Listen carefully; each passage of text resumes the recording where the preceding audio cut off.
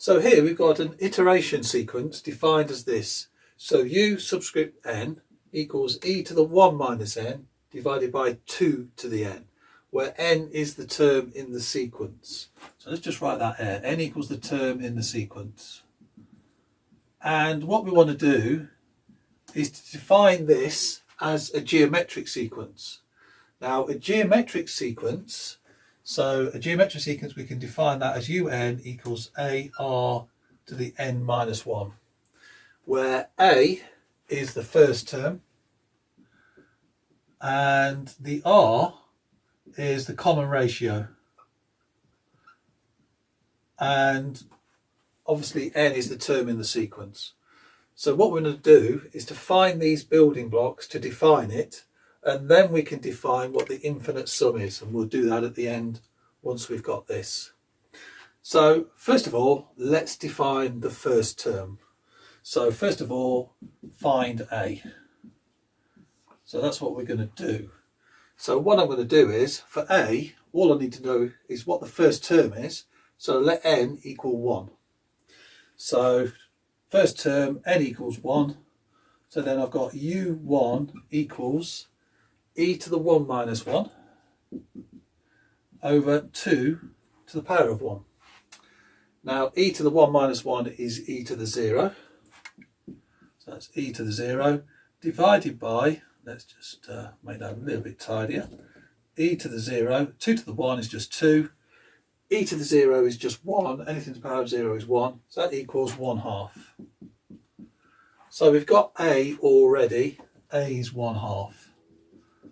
Right, that's all good. Now we need to find the common ratio. So we need to do a little bit of something here with our algebra. So we've got un. So what we could do is, to find the common ratio, if we could define what the second sequence is and divide the two, that'll tell us what it is. So we've got un equals e to the 1 minus n over 2 to the n.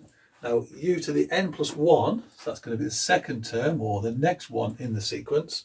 So remember the difference between the first and second, or second and third, that's our common ratio. That would be e to the 1 minus n plus 1 over 2 to the n plus 1. Now this is where we need to be careful here. Got e to the 1 minus n. So the next term, for the n plus 1 term, we need to put all of this in the brackets. You'll see why in a moment. If I didn't have brackets, what I'd do is I'd have e to the 1 minus n plus 1. So it'd be e to the minus n. So here, what have I got? 1 minus n plus 1, e to the minus n. So un plus 1 equals e 1 minus n plus 1, e to the minus n.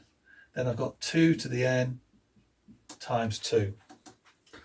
Okay, now what I can do is I can divide these two things together.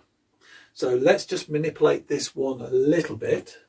So here, un, we'll come to that one in a moment, e to the 1 minus n.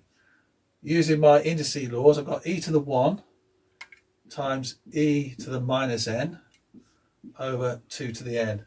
Now what I'm going to do is here, e to the minus n, I can just write that as e to the n in the denominator. So that equals e over 2 to the n, that's short 2 to the n, not 2n, 2 to the n, and then e to the n in my denominator. And then same here, I'm going to call that 1 over 2 to the n times 2 times e to the n. So that's my two terms. So now what I need is u to the n plus 1 divided by u to the n. And that will tell me what my ratio is between the two. So let's write this one in. This one first. So 1 over 2 to the n times 2 times e to the n. And then this one, u to the n, that goes in the denominator, so it'll kind of flip. So I'll have an e here, so that will be times e. And then 2 to the n, e to the n will go in my numerator. So instead of 1, I can just write 2 to the n, e to the n. Okay, now there's going to be stuff here I can cancel out. So simplify this off. 2 to the n cancels, e to the n cancels. So now I'm just left with 2 and e in my denominator. So I've got 1 over 2e. Now it's not 2 to the e, it's just 2e. Now this defines my common ratio, so that gives me r.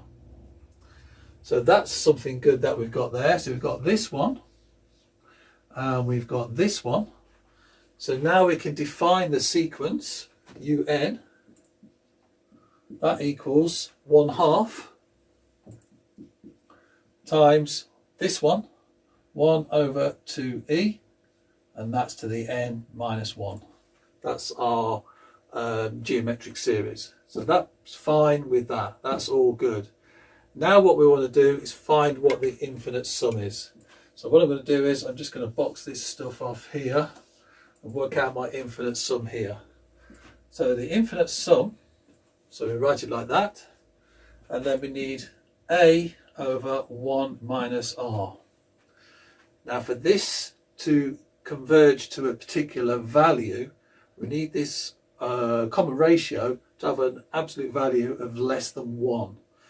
So what have we got? Common ratio is that. So first of all, r equals 1 over 2e. Now is that less than 1? Looks to me like it is. That is going to be less than absolute value of 1. So that's all good. So we're good to go to find this infinite sum. All I have to do now is put in my values for a and r.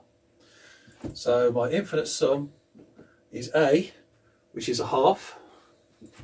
So 1 over 2, and then 1 minus r. So 1 minus, common ratio, 1 over 2e. Okay, right, all good. Right, let's simplify this, get rid of the brackets.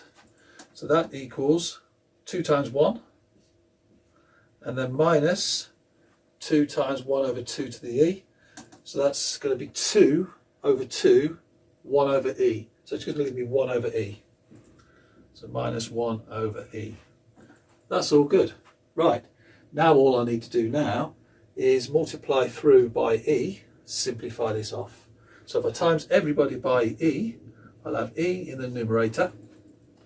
I'll have 2e here, and then multiply that by e, I'll just get minus 1.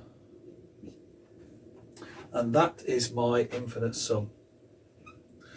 Okay, and that completes everything we need to do in this question. Okay.